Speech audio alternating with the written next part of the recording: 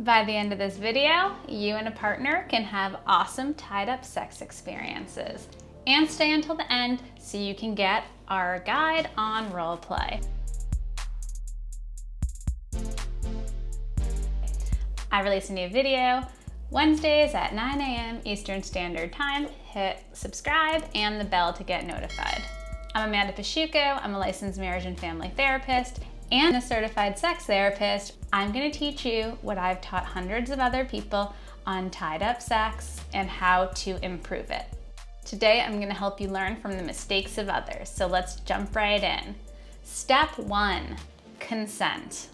Consent, who is going to give and who is going to receive before you actually get to the bedroom or wherever your scene is going to take place for bondage or tied up sex. Consent to who gives, who receives. Do this a month in advance, a week in advance, a day in advance, an hour in advance. Whatever it is, do it in advance so you're not at the sex scene and the place where you want to have your tied up sex experience, and then you're like, who wants to do what? Start priming your mind beforehand by agreeing consensually ahead of time.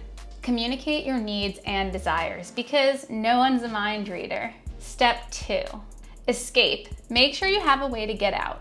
Seriously, when you're talking about tied up sex, this is edge play. You need to have a way to get out. Make sure that you have cutting shears or a tool that will not cut the person in the rope. Something like safety shears would be awesome because this is important. You need a way to escape. You need a safe word, you need a cutting implement, and you need to be able, if your person who's in the rope can't speak because they have something in their mouth, maybe they can have something in their hand that they drop to let you know we have to stop the scene. Have you guys ever done bondage sex and had to cut yourself out? Please comment below.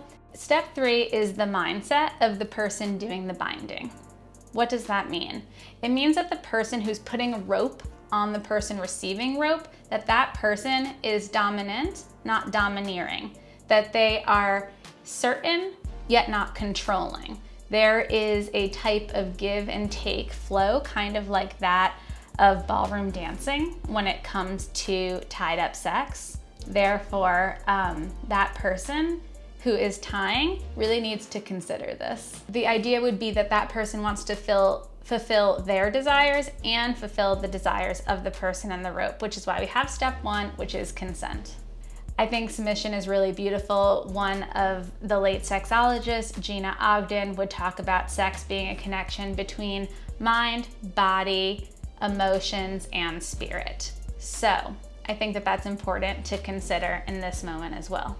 Step 4, keep growing and learning. Just because you have done tied up sex before doesn't mean that it'll be the same with another partner, doesn't mean it will be the same if you have the same partner and have done a scene once before. People want different things on different days. So step 4 is keep growing and learning. If you're the rope top, the rope bottom, the person who does the bondage, the person that receives the bondage, there are a bunch of ways that you can continue to learn. There are online courses, intensive workshops. When coronavirus is over, there might be conventions again. People do private lessons in these things. Keep growing personally and also in the skill set that you want to learn. It's important to do something for the love of it, so keep learning and keep loving bondage, and then you'll have better tied up sex experiences because you're learning new skill sets. And step 5, role play while in scene. Be sure that you're in role. This will lead to less awkwardness and more excitement between you and your partner. Try to shoulder the stress and concern that the person in the rope has or in the bondage has, and talk to them about it from the point of you being in role. Not necessarily as roommates, but being in a different mindset or headspace. So this might be confusing to some people. For me, this is something I talk about a lot. Fantasy and role play and power exchange. Do things like keeping things interesting. Do things like asking your submissive if they need something to be more comfortable, the temperature of the room, lube, water. What types of things do you need as the person binding, and the person who's receiving the binding, what do they need?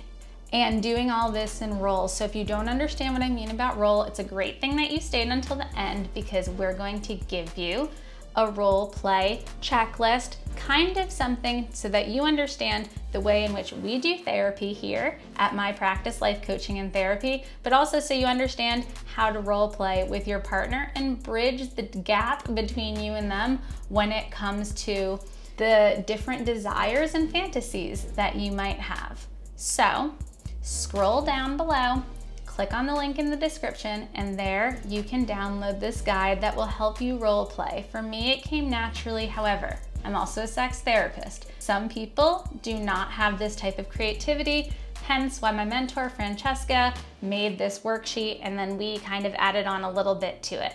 So thank you so much for watching. Say hi on Facebook, Instagram, Twitter, and YouTube. If you like this video, click like, subscribe, and the bell. Drop us a comment, let us know you liked it.